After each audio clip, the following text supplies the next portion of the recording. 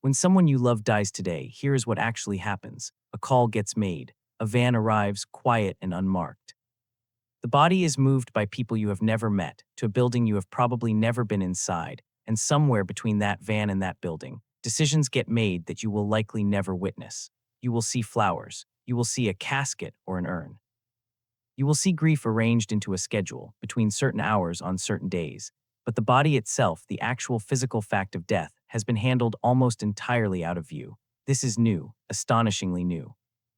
For 99.9% of human history, death was not handled by anyone else. It was handled by you, with your own hands, in your own home. And the way our ancestors dealt with it will change how you think about every funeral you have ever attended. Most people assume early humans did very little with their dead, dug a shallow hole maybe if they bothered at all. Quick, practical, over with. That is not what the evidence shows, not even close. The real answer is older, stranger, and far more emotionally complicated than anyone expects. Let's start 100,000 years ago, in a cave in what is now northern Israel, called Kafse. In the 1930s, archaeologists began excavating the site and found something nobody expected for a period this ancient. Bodies, deliberately placed in pits, arranged with care. One skeleton, a teenager, was buried with the antlers of a deer placed carefully across the chest. This was not an accident. Antlers do not arrange themselves across a ribcage. Someone knelt beside that body, after it had already stopped being useful for anything practical, and made a choice about how it should be positioned. 100,000 years ago, before writing existed, before agriculture existed, before most of what we would call civilization existed. And already humans were doing something that costs energy, costs time, and serves no survival purpose whatsoever. They were taking care of the dead. Now move forward in time, but sideways in species. Roughly 60,000 years ago, in a cave in the Zagros Mountains of northern Iraq called Shanidar, something happened that would later overturn one of science's most stubborn assumptions. In the 1950s and 60s, archaeologist Ralph Solke excavated several skeletons there.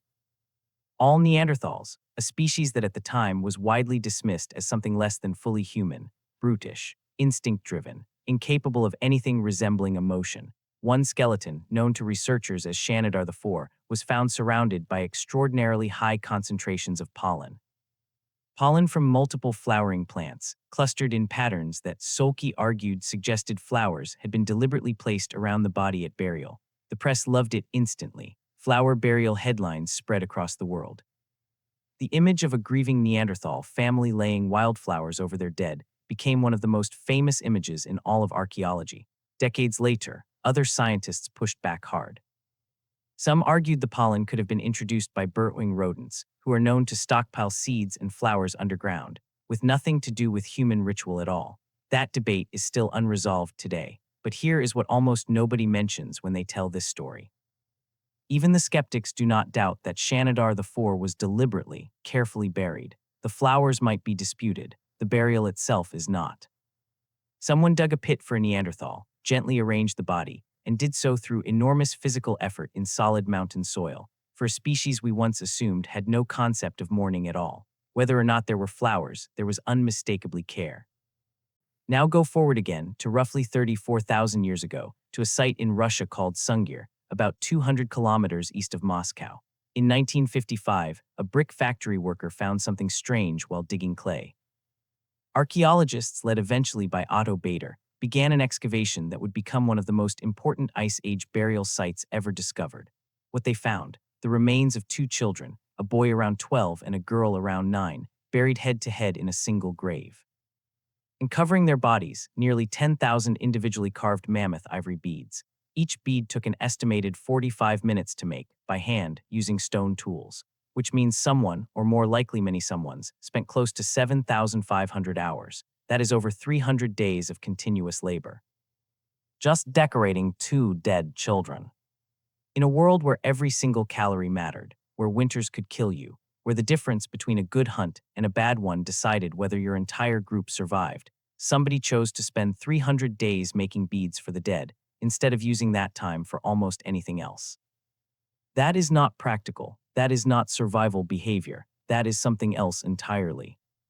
But here is the part that nobody talks about, the part that is genuinely difficult to sit with. Roughly 9,000 years ago, in the ancient settlement of Jericho, in what is now the West Bank, people did something that sounds more like horror fiction than archaeology.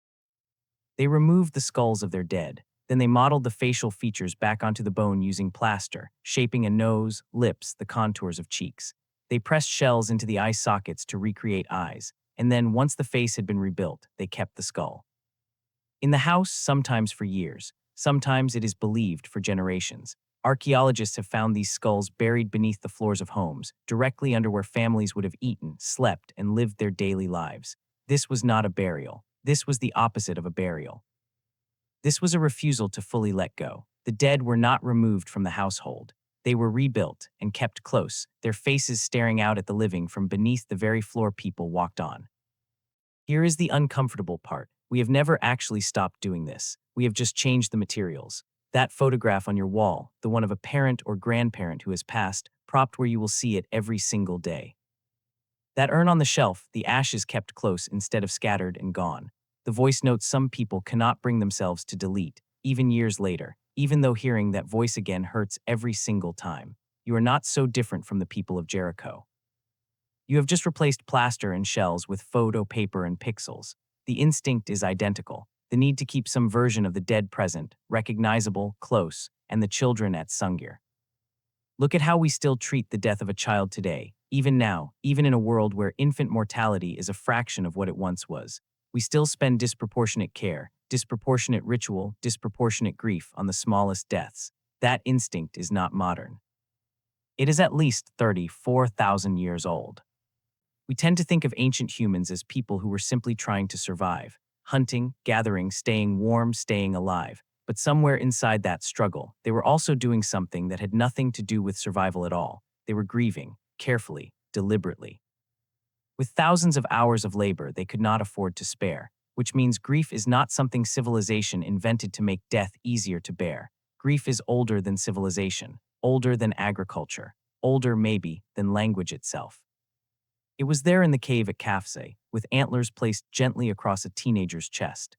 It was there at Shanidar, in a body lowered by hand into mountain soil 60,000 years ago. It was there at Sungir, in 10,000 beads and 300 days of labor for two children who would never grow older. And it is there tonight, in your own home, in the photograph you have not taken down, and the voice note you cannot bring yourself to delete. Some things, it turns out, we never actually learned. We were always going to do them anyway.